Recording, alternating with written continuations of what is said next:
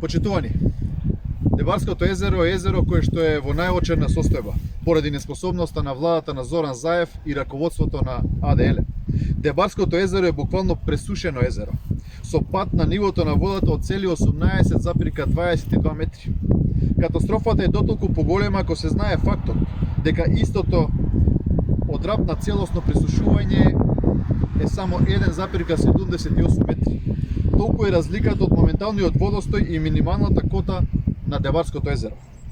Состојбата во која е доведено езерото изискува поголем период на полнење и водата од истото во наредниот период е исклучително опасно да биде користена за производство на електрична енергија, секако доколку не се сака целосно пресушување на истото.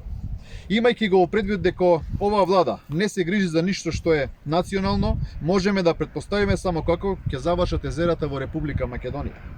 Снимките веќе кои што ги гледаме по социјалните мрежи како целосно изубира рибниот фонд е уште една катастрофа која е резултат на пресушено езеро.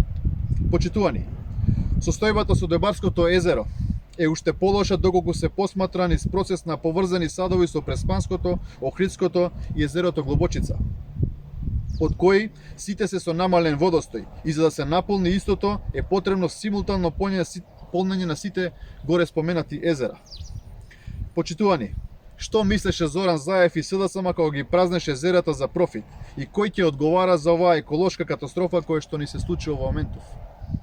Зоран Заев е главниот виновник за ова што се случува, затоа што се што фати исуши.